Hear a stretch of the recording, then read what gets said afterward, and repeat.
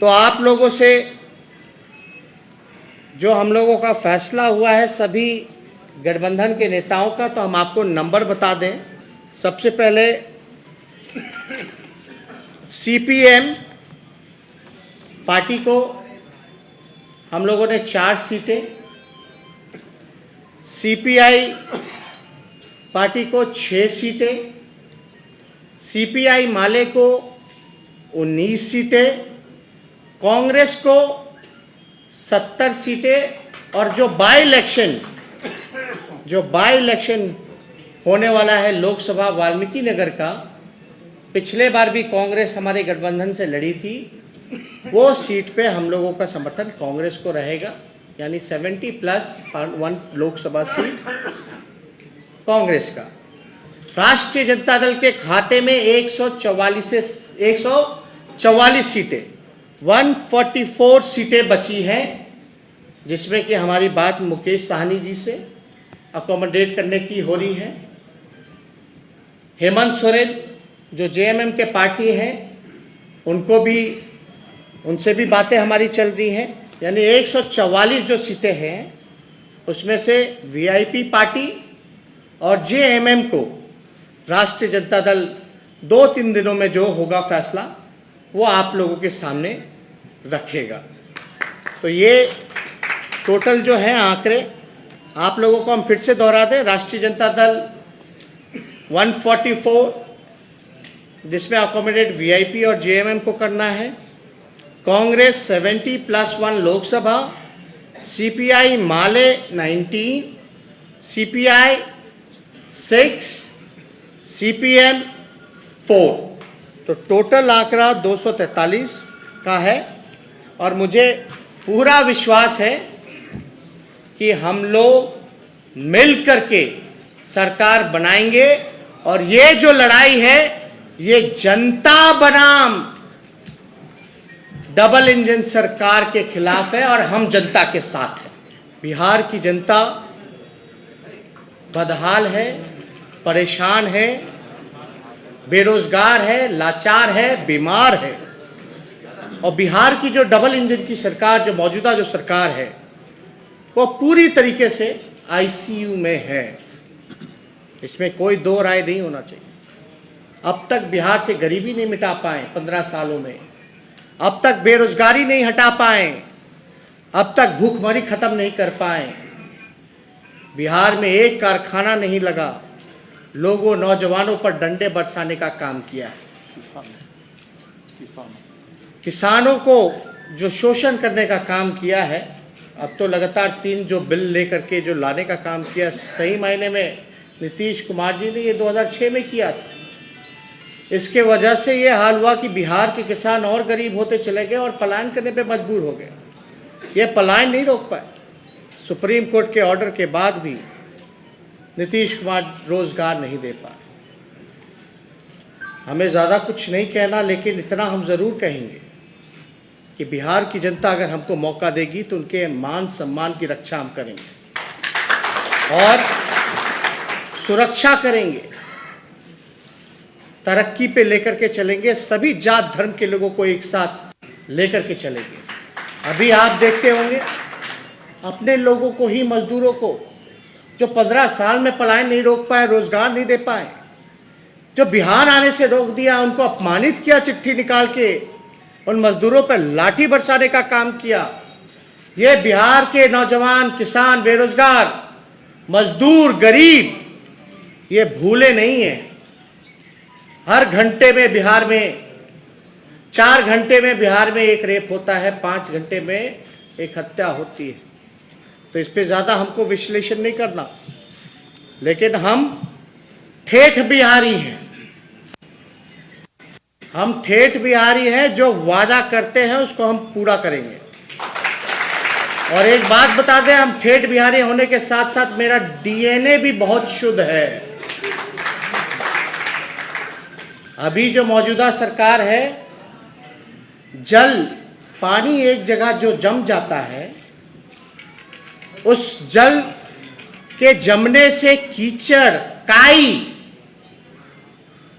बीमारी जो फैलती है, ऐसी स्थिति मौजूदा सरकार की है। बिहार को एक विकल्प चाहिए। शुद्ध जल जो बहता है, जैसे नदी का बहता है, वैसा बिहार को विकल्प चाहिए, जो कि हम लोग एक नदी की तरह शुद्ध बहती हुई जल के धारा की तरह वो बिहार की जनता को हम लोग देने का काम करेंगे। अभी आप लोग सबसे चीजें जो हैं बेचैन होंगे कि महागठबंधन में किसको कितनी हिस्सेदारी मिली, और बहुत दिनों से आप लोग भी परेशान थे कि भाई क्या क्या विकल्प है, कौन होगा चेहरा। तो इस प्रश्न पर सभी लोगों को जवाब मिल चुका है, और मुझे पूरा भरोसा है कि बिहार की जनता बदलाव चाहती है।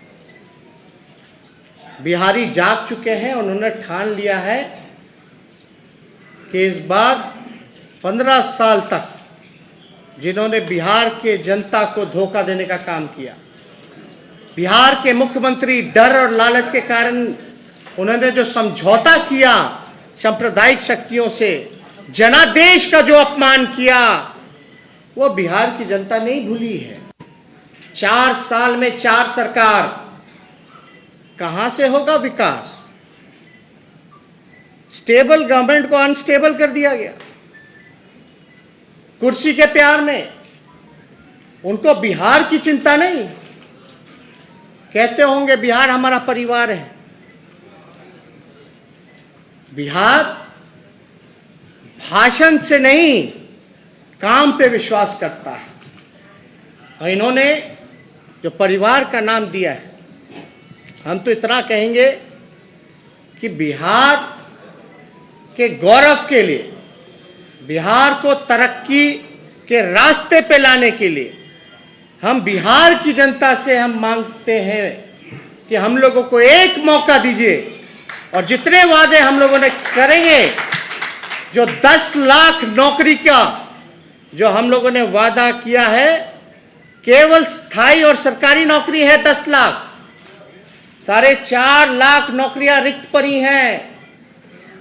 शिक्षा विभाग में, पुलिस महकमे में, स्वास्थ्य विभाग में, इंजीनियरिंग डिपार्टमेंट्स में लगभग 4.5 लाख। राष्ट्र औसत के मुकाबले लाने के लिए हमको 5.5 लाख और चाहिए, सभी मानकों को पूरा करते हुए, जो आंकड़ा 10 लाख का बनता है।